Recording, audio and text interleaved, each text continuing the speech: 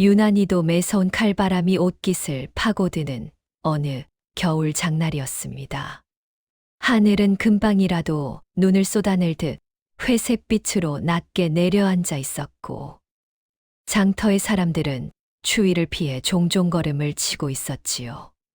하지만 이 소란스러운 풍경 속에서도 유독 시간이 멈춘 듯 휑한 눈으로 허공만을 응시하는 한 사내가 있었습니다. 3년 전 가슴에 묻은 아내를 잊지 못해 오늘도 술로 하루를 여는 김선비였습니다. 김선비는 한때 장래가 촉망받는 인재였습니다. 글 읽는 소리가 담장을 넘어가던 시절이 있었지요. 하지만 아내 연화가 이름 모를 병으로 시름시름 앓다가 세상을 떠난 그날 이후 그의 세상은 무너져 내렸습니다. 연화야, 내가 못나서, 내가 가진 게 없어서 너를 보냈구나. 죄책감은 그를 술독에 빠뜨렸고, 가사는 탕진되어 이제 그에게 남은 것은 낡은 도포, 자락과 텅 빈 술병뿐이었습니다. 주모, 여기 국밥 한 그릇이랑 탁주 한 사발 주시오. 김선비는 습관처럼 장터 구석진 국밥집으로 들어갔습니다. 뜨끈한 국밥 김이 모락모락 피어오르지만 김선비는 숟가락을 들 생각도 하지 않습니다. 그저 쓰디쓴 술잔만 연거푸 기울일 뿐이었지요. 목을 타고 넘어가는 술의 자결감이 잠시나마 가슴 속의 서러움을 태워주길 바라는 듯 그의 표정은 고통스러워 보였습니다. 그때였습니다. 왁자지껄한 술꾼들의 소음 사이로 기이할 정도로 고요한 기운이 느껴진 것은 말입니다. 김선비는 취기로 흐릿해진 눈을 들어 무심코 건너편 구석 자리를 바라보았습니다. 어둠이 짙게 깔린 그곳에 한 여인이 등을 돌리고 앉아 있었습니다. 남루한 무명옷을 입고 다소곳이 국밥을 먹고 있는 뒷모습. 낯설지 않았습니다. 아니, 너무나도 익숙해서 심장이 덜컥 내려앉을 정도였습니다. 김선비는 떨리는 손으로 눈을 비볐습니다. 내가 취해서 헛것을 보는 게야. 그럴 리가 없어. 고개를 저으며 다시 술잔을 들으려던 찰나. 여인이 천천히 고개를 돌려 김선비 쪽을 바라보았습니다. 창백하다 못해 투명해 보이는 피부. 슬픔을 가득 머금은 눈망울. 그리고 결정적으로 왼쪽 눈가에 찍힌 작은 붉은 점. 그것은 세상 그 누구와도 바꿀 수 없었던 3년 전 죽은 아내의 연화의 얼굴이었습니다. 김선비의 손에서 술잔이 미끄러져 바닥에 산산조각이 났습니다. 연화야, 그의 입에서 갈라진 비명이 터져 나왔습니다. 주막 안의 사람들이 일제히 그를 쳐다보았지만 김선비의 눈에는 오직 그 여인밖에 보이지 않았습니다. 죽은 사람이 살아 돌아올 리 만무하건만 저 눈빛 저 표정은 꿈에서도 잊지 못했던 아내의 모습 그대로였습니다. 이것이 꿈인지 생시인지 분간조차 할 수 없었지요. 김선비가 비틀거리며 여인에게 다가가려 하자 여인은 깜짝 놀란 듯 자리에서 벌떡 일어났습니다. 그리고는 품에서 엽전 몇 잎을 꺼내 상 위에 올려두고는 도망치듯 주막 문을 열고 나갔습니다. 기다려, 연화야, 제발 가지 마라. 김선비는 신발이 벗겨지는 줄도 모르고 맨발로 뛰쳐나갔습니다. 차가운 흙바닥이 발을 찔러댔지만 그에게는 아무런 고통도 느껴지지 않았습니다. 장터는 사람들로 북적였지만 김선비는 인파를 헤치며 여인의 하얀 옷자락만을 쫓았습니다. 여인은 마치 바람을 타는 듯 사람들 사이를 미끄러지듯 빠져나가고 있었습니다. 여보, 나야 당신 서방이라오. 제발 한 번만 얼굴 좀 보자. 김선비의 절규에 가까운 외침이 장터를 울렸지만 여인은 뒤도 돌아보지 않고 점점 더 깊은 골목으로 사람이 없는 한적한 길로 향했습니다. 여인이 향한 곳은 마을을 벗어나 산으로 이어지는 비탈길이었습니다. 인적은 끊기고 싸늘한 겨울바람만이 위민거리며 귓가를 때렸습니다. 김선비는 숨이 턱 끝까지 차올랐지만 멈출 수가 없었습니다. 분명 연화다. 죽은 연화가 나를 부르고 있어. 취기 때문인지, 그리움 때문인지, 김선비는 홀린 듯 산길을 오르기 시작했습니다. 하늘에서는 마른 눈발이 하나둘 흩날리기 시작했습니다.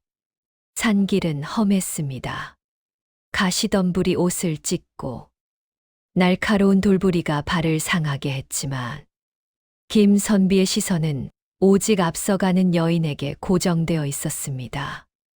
이상한 점은 김선비가 아무리 빨리 달려도 여인과의 거리가 좁혀지지 않는다는 것이었습니다. 여인은 걷는 것인지 떠가는 것인지 알 수 없는 기이한 걸음걸이로 김선비를 자꾸만 더 깊은 산속, 한 번도 가보지 못한 낯선 곳으로 유인하고 있었습니다. 한참을 쫓아 도착한 곳은 산 중턱에 자리 잡은 흉가였습니다. 지붕은 반쯤 무너져 내렸고 마당에는 잡초가 무성한 사람의 온기라고는 찾아볼 수 없는 폐가였지요. 여인은 그 낡은 살인문을 스르르 열고는 안으로 쏙 들어가 버렸습니다. 김선비는 거친 숨을 몰아쉬며 그 앞에 멈춰 섰습니다. 연화야, 여기가 대체 어디냐? 왜 이런 곳으로 나를 데려온 것이냐? 잠시 망설이던 김선비는 떨리는 손으로 방문을 열어 젖혔습니다. 연화야, 하지만 방 안은 텅 비어 있었습니다. 조금 전까지 분명히 이 방으로 들어온 아내가 연기처럼 사라져 버린 것입니다. 대신 방 안구석 낡은 이불 더미 속에서 무언가 꿈틀거리는 것이 보였습니다. 김선비는 소스라치게 놀라 뒷걸음질 쳤습니다.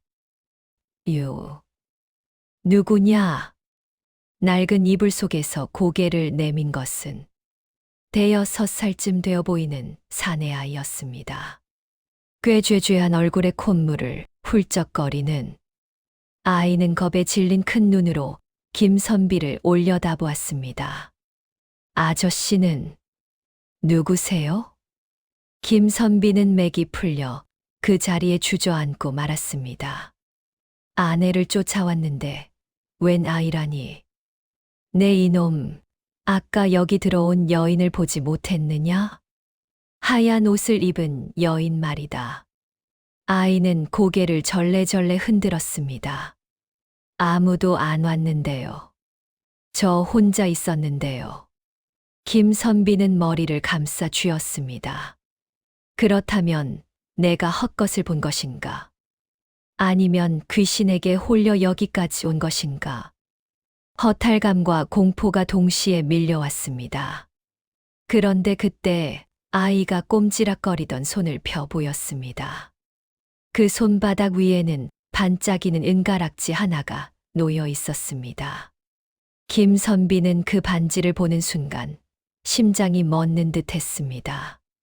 그것은 연화가 시집올 때 친정어머니께 물려받았다며 목숨보다 소중히 여기던 바로 그 은가락지였기 때문입니다.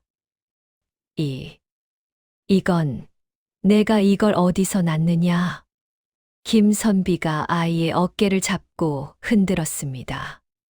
아이는 울음을 터뜨리며 말했습니다. 엄마가 죽고 갔어요.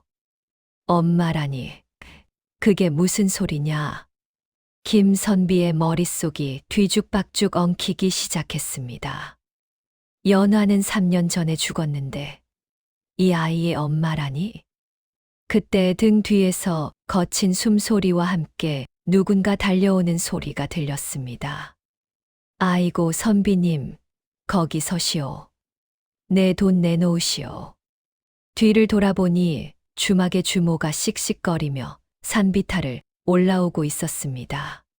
주모는 김선비의 멱살을 잡을 듯이 달려들었습니다.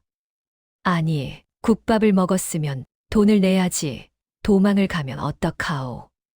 그리고 아까 그 여편네는 또 어디 갔소?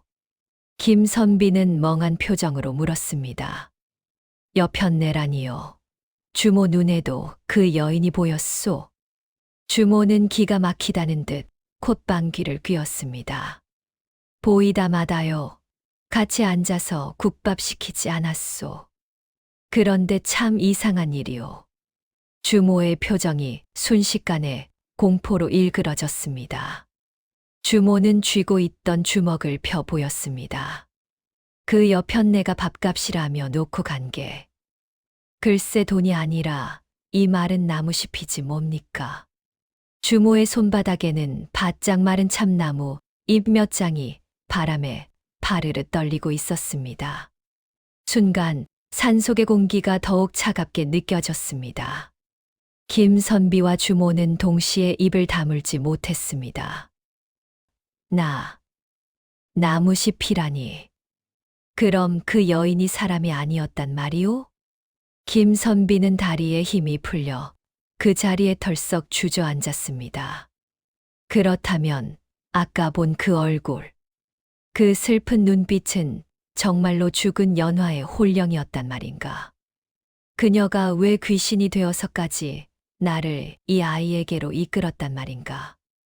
김선비는 떨리는 몸을 이끌고 다시 방 안으로 기어들어갔습니다. 그리고 울고 있는 아이를 와락 끌어안았습니다. 아가, 내 엄마 이름이 무엇이냐, 혹시? 연화라고 하더냐? 아이는 딸꾹질을 하며 고개를 끄덕였습니다. 네, 우리 엄마 이름 연화 맞아요. 그 한마디에 김선비의 눈에서는 뜨거운 눈물이 댐이 터지듯 쏟아져 내렸습니다. 아이는 김선비의 품에서 꼬물거리는 손으로 은가락지를 만지작거렸습니다. 엄마가 맨날 밤마다 와서 안아줬어요. 배고프지 말라고 도토리도 주워다 주고요. 아이의 그 말에 김선비와 주모는 등골이 오싹해짐과 동시에 가슴 한구석이 욱신거려 왔습니다. 죽은 지 3년이 지난 어미가 혼백이 되어서도 이 깊은 산속 홀로 남겨진 아이를 찾아와 밤마다 보살폈다는 말인가? 모정은 죽음도 갈라놓지 못한다는 말이 허투루 들리지 않았습니다. 주모는 그제야 쥐고 있던 나무잎을 스르르 놓아버렸습니다. 아이고, 맙소사. 그럼 아까 그 여편네가 정말 귀신이었단 말인가? 내 평생 국밥 장사를 했지만 귀신한테 밥값으로 낙엽을 받기는 처음일세. 주모는 두려움보다는 안타까움에 혀를 찼습니다. 오죽했으면, 오죽 아이가 걱정됐으면 저승길도 마다하고 이승을 떠돌았을까. 산 사람보다 더 애틋한 귀신의 사연에 주모의 눈시울도 붉어졌습니다. 김선비는 아이의 얼굴을 찬찬히 뜯어보았습니다. 꾀죄죄한 모습 속에 묘하게 아내 연화의 눈매가 겹쳐 보였습니다. 너는 대체 누구냐? 연화가 너를 낳았단 말이냐? 김선비의 물음에 아이는 고개를 갸웃거렸습니다. 엄마가 그랬어요. 저는 하늘에서 온 선물이라고. 아버지는 과거 공부하러 가셔서 못 오시는 거라고요. 아, 김선비는 그제야 3년 전의 기억이 주마등처럼 스쳐 지나갔습니다. 3년 전, 김선비는 과거 시험을 본답시고 한양으로 떠나 몇 달씩 집을 비우곤 했습니다. 그때 연화는 홀로 빈집을 지키며 배가 불러오는 것을 숨겼던 것입니다. 가난한 살림에 아이가 생겼다는 것을 알면 남편이 공부를 포기하고 막노동이라도 할까봐 연화는 그 무거운 몸으로 삭바느질을 하며 홀로 산통을 참아냈던 것입니다. 서방님은 공부만 하세요. 집안일은 제가 알아서 할 테니까요. 김선비는 땅을 치며 통곡했습니다. 이 못난 놈, 천하에 몹쓸 놈, 마누라가 배가 불러오는 줄도 모르고 술이나 퍼마시고 과거 핑계만 대고 있었구나.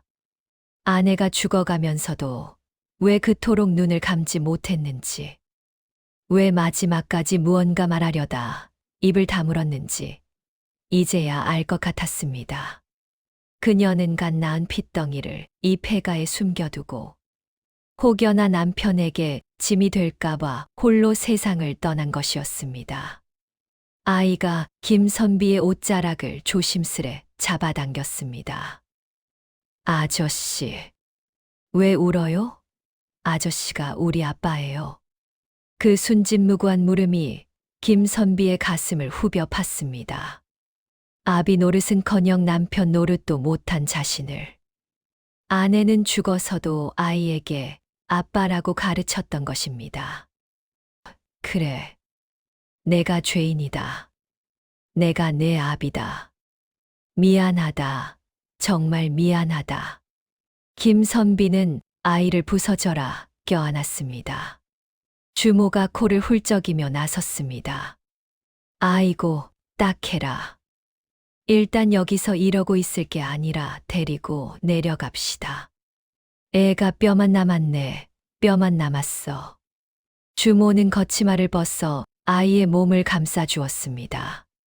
귀신이 된 어미가 오죽 답답했으면 내 국밥집까지 찾아왔겠소.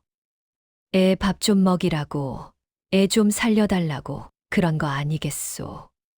주모의 걸걸한 목소리에도 물기가 어려 있었습니다. 김선비는 아이를 등에 업었습니다.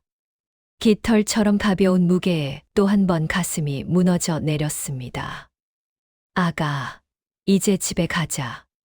춥고 배고픈 곳 말고 아빠랑 따뜻한 곳으로 가자.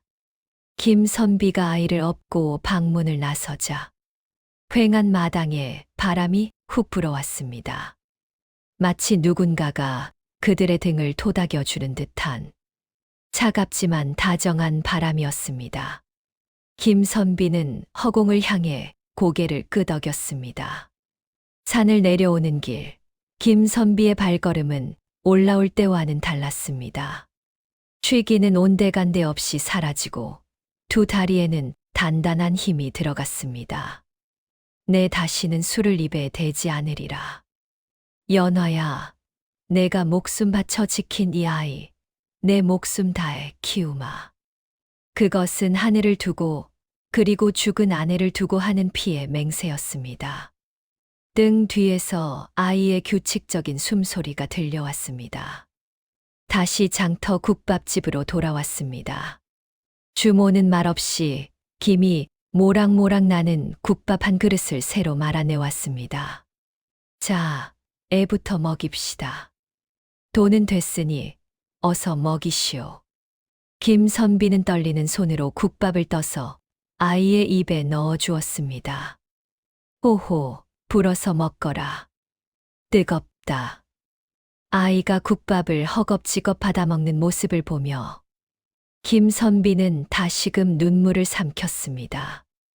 아이가 배를 채우고 나니 꾸벅꾸벅 졸기 시작했습니다. 김선비는 아이를 눕히고 자신이 마시던 술병을 집어들었습니다.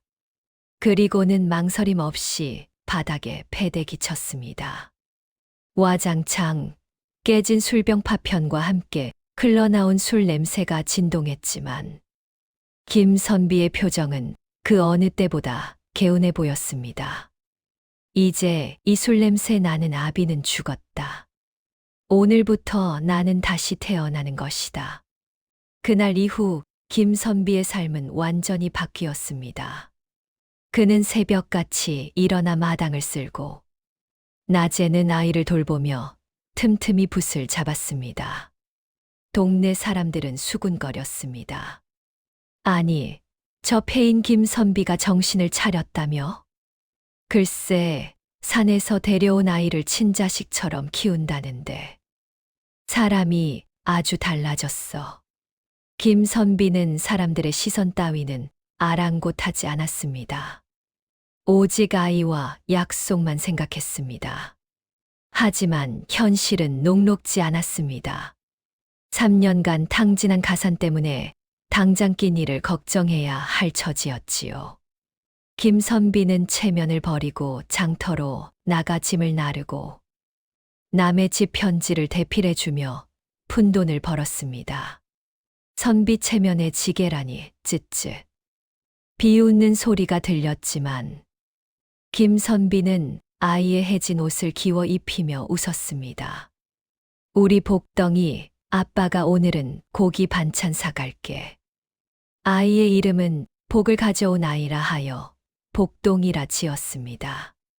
복동이는 김선비를 친아버지 이상으로 따랐지요. 아빠, 나도 아빠처럼 글 공부해서 훌륭한 사람 될 거야. 고사리 같은 손으로 붓을 잡고 천자문을 따라 쓰는 복동이를 볼 때마다 김선비는 하늘에 있는 연화에게 말을 걸었습니다.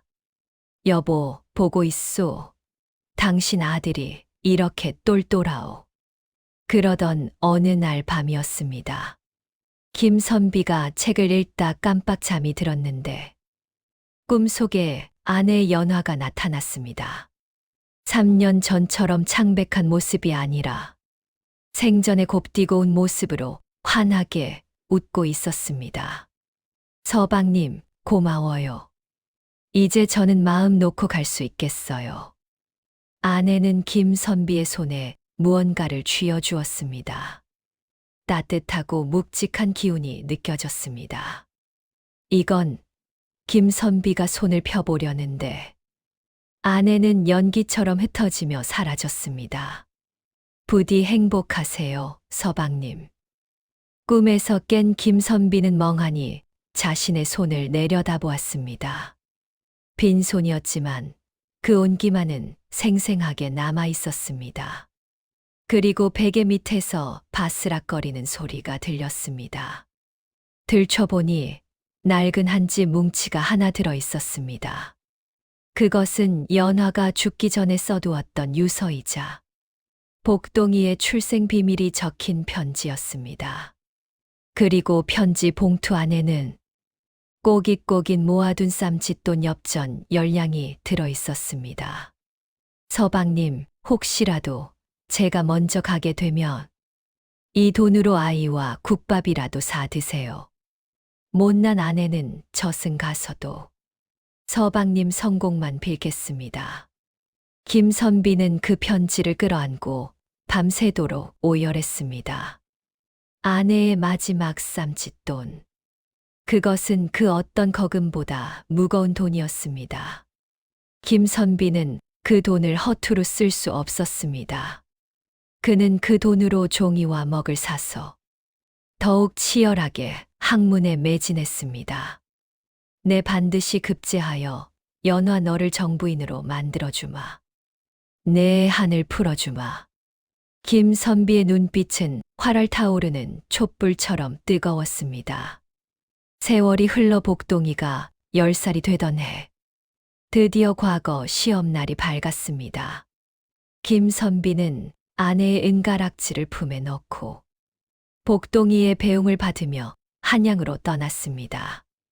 아빠, 꼭 장원급제에서 오세요.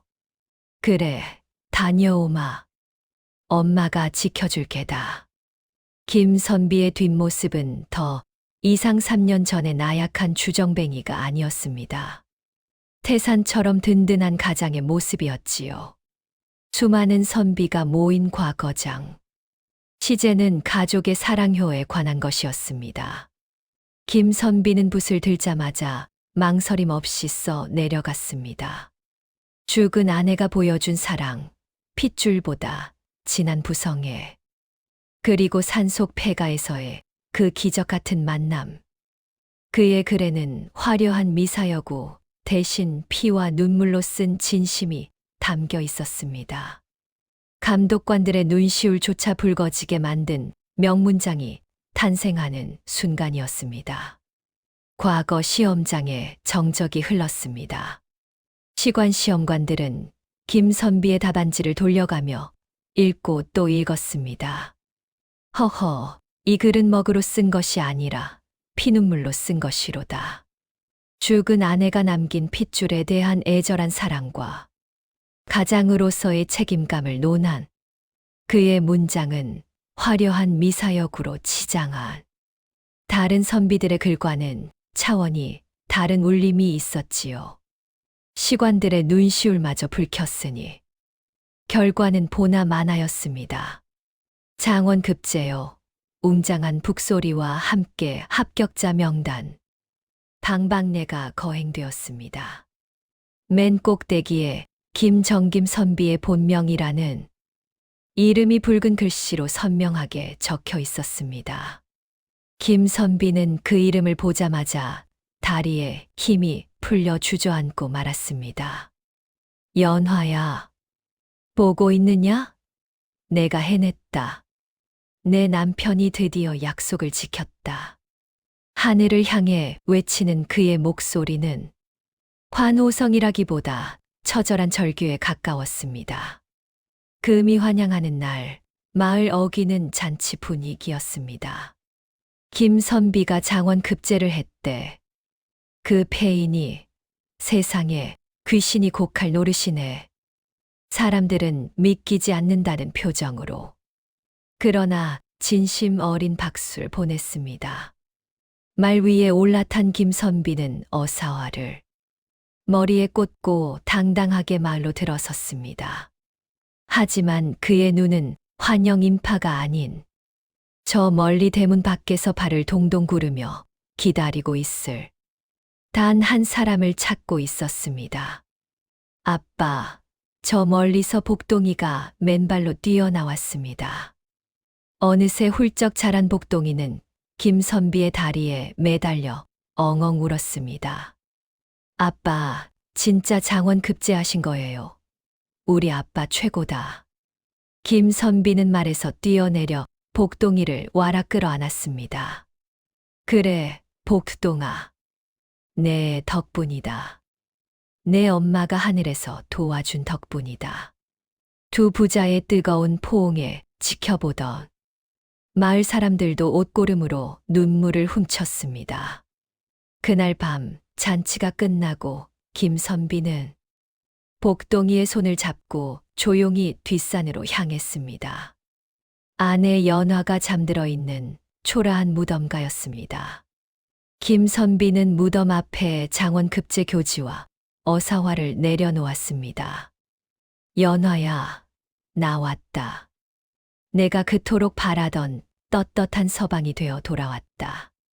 술 한 잔을 올리는 김선비의 손은 3년 전 국밥집에서의 그 떨림과는 다른 벅찬 감동의 떨림이었습니다. 엄마, 저 복동이에요. 아빠가 1등 먹었대요. 이제 우리 배 안 고파요. 아빠가 고기도 사준대요. 복동이가 무덤에 절을 하며 제잘거렸습니다. 그때였습니다. 무덤가에 피어있던 하얀 들꽃들이 바람에 흔들리더니 어디선가 향긋한 꽃내음이 밀려왔습니다. 마치 연화가 생전에 즐겨 바르던 그 분내 같았습니다. 김선비와 복동이는 동시에 고개를 들어 허공을 바라보았습니다. 달빛 아래 희미한 형체가 아른거리기 시작했습니다. 그것은 3년 전 국밥집에서 보았던 슬픈 귀신의 모습이 아니었습니다. 곱게 단장한 연화가 세상에서 가장 편안하고 행복한 미소를 지으며 두 사람을 내려다보고 있었습니다. 그녀는 아무 말도 하지 않았지만 그 눈빛만으로도 모든 것을 말하고 있었습니다. 고마워요, 서방님. 고마워요, 내 아가. 김선비는 손을 뻗어 허공을 잡으려 했습니다. 연화야, 가지 마라. 조금만 더 있다 가라. 하지만 연화는 천천히 고개를 저으며 뒷걸음질 쳤습니다. 이제 자신의 역할은 끝났다는 듯. 그녀의 형체는 점점 투명해져 밤하늘의 별빛 속으로 스며들었습니다. 부디 행복하세요. 마지막 속삭임이 바람결에 흩어졌습니다. 그것이 김선비가 들은 아내의 마지막 목소리였습니다. 아내가 사라진 자리에는 하얀 나비 한 마리가 날아올라 복동이의 어깨에 잠시 앉았다가 밤하늘 높이 날아갔습니다. 김선비는 나비가 보이지 않을 때까지 한참을 서 있었습니다. 그래, 잘 가거라. 거기서는 아프지 말고, 배고프지 말고, 우리 걱정은 말고 편히 쉬거라. 김선비는 가슴 속에 맺혀 있던 3년 묵은 응어리가 비로소 녹아내리는 것을 느꼈습니다. 세월은 유수와 같이 흘렀습니다. 10년이 지나고 20년이 지났지요. 복동이는 김선비의 가르침을 받아 훌륭한 청년으로 자라났고, 그 또한 과거에 급제하여 고을 원님이 되었습니다. 김선비는 이제 백발이 성성한 노인이 되었지만 그의 곁에는 언제나 복동이가, 그리고 마음속에는 영원히 늙지 않는 아내 연화가 함께였습니다. 어느 날 늙은 김선비는 지팡이를 짚고 옛날 그 국밥집을 찾았습니다. 주막은 여전히 그 자리에 있었지만 주모는 세상을 떠나고 그 딸이 주막을 지키고 있었지요. 여기 국밥 2그릇 주시오. 김선비는 국밥 한 그릇은 자신의 앞에, 다른 한 그릇은 빈자리에 놓았습니다. 그리고 품에서 낡은 은가락지를 꺼내 그 옆에 두었습니다. 임자, 많이 기다렸지? 같이 듭시다. 김선비는 허공을 향해 술잔을 권하며 쓸쓸하지만 온화하게 웃었습니다. 사람들은 노망난 노인이라 수군거렸을지 모르지만 김선비의 눈에는 보였습니다. 맞은편 자리에 여전히 고운 모습으로 앉아 생글생글 웃으며 국밥을 먹고 있는 아내의 모습이 말입니다. 두 사람의 사랑은 죽음이라는 긴 강을 건너서도 계속되고 있었습니다. 자, 여러분. 오늘 들려드린 국밥집 유령 아내의 이야기 어떠셨습니까? 3년 전 죽은 아내가 굳이 귀신이 되어 나타난 것은 남편을 놀라게 하려던 것이 아니었습니다. 술독에 빠져 죽어가는 남편을 살리고 홀로 남겨진 핏줄을 잊게 하려는 눈물겨운 사랑이자 마지막 헌신이었습니다. 우리네 인생살이가 고달프고 힘들 때가 있습니다. 하지만 잊지 마십시오. 눈에 보이지 않아도 누군가의 간절한 사랑과 기도가 여러분을 지키고 있다는 사실을요. 김선비를 살린 건 국밥 한 그릇이 아니라 그 속에 담긴 아내의 따뜻한 마음이었습니다. 여러분 곁에도 그런 소중한 사람이 있나요? 오늘 밤 사랑하는 가족의 손을 한번 더 잡아주시길 바랍니다.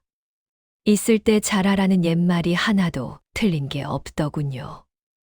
야단 부인은 오늘도 여러분의 가정에 만복이 깃들기를 기원합니다.